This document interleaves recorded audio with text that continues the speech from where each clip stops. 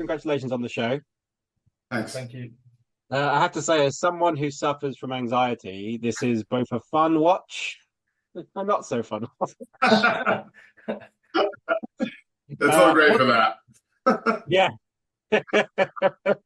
um, I mean, I've thoroughly enjoyed watching it thus far.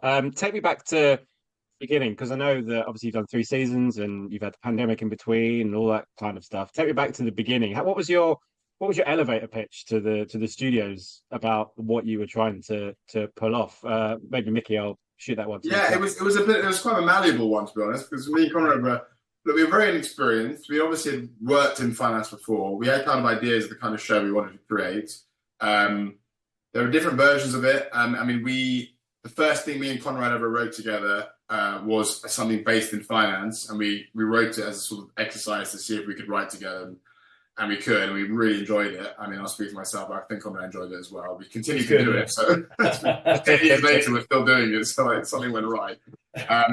But then we sort of put that in a drawer, and then we were working with Jane Tranter, who runs Bad Wolf and something else, and she discovered that she had 2 ex-bankers in her roster, and she said, "Have you ever thought about writing a show like that?" And we thought we had. We said we had, but it was a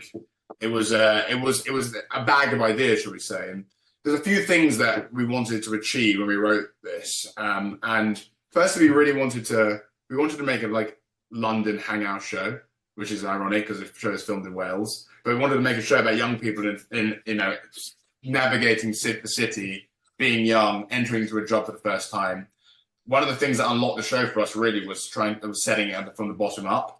Like most things in finance, I think is set in the top because that is probably where all the interesting stuff happens. Whereas we thought the small drama of being in a job for the first time and like, you know, that sort of that fear, that anticipation was stuff that we felt. We obviously felt keenly when we went into finance. We felt it was quite a universal thing.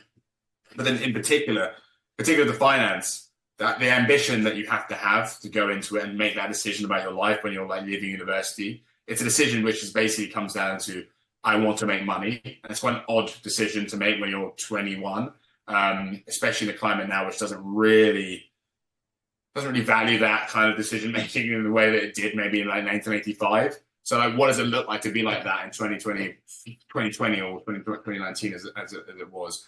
So it was a mishmash of all those things. It was a Trojan horsing of a hangout show into a wider, more rigid structure about workplace drama. And like, obviously the show has expanded massively in seasons 2 to 3. It's about lots of different things now. The cast of characters has expanded, but really it's still about what does it mean to work with people, and like sometimes people who are so like diametrically opposed to you in the way that you think about the world and the way that you go through it. Yeah. Conrad, how have you been doing it for 3 years now? Has your excitement level stayed the same? Has it become more pressurized going into a second season and now a third season, or have you enjoyed the kind of challenge of that?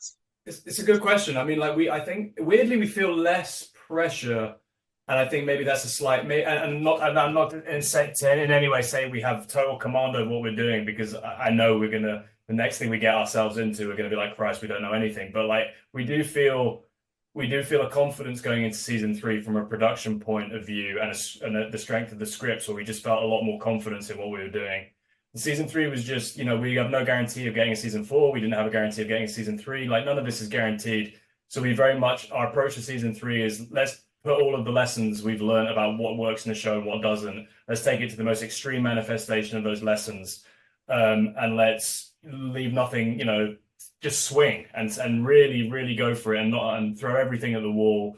And, we can prune away stuff in the edit, but we really wanted it to feel both dense and intense, which is kind of what it always felt like, but we wanted it to have a levity and a fleetness of foot and a universality and accessibility that the previous 2 seasons didn't have. And we wanted it to be funnier, in all honesty. Like, our favorite shows, even when they're dramas, are funny minute to minute, and we feel like season 3, a watchword was just to make sure that every time we could hit comedy, we hit it as hard as we could without it ever feeling a little on the nose or whatever. So like, I me and Mickey are really proud of season 3. I don't, we're not afraid to say that. I don't think that we'll see how people take it, but we feel like it's a true combination of all the stuff that we've learned and put to work over the 6 or 7 years we've been working on it. So there was an enjoyment to our creative partnership and our relationship with our producers in the network in season 3, because I think we all felt that we were singing off the same hymn sheet and we knew what the show was. Guys, I really love the show. Thank you so much for your time. And season 4 would be good. It would be good. Scott, great to meet you. Bye. Cheers. Thanks, guys. See you soon. Cheers. See you soon.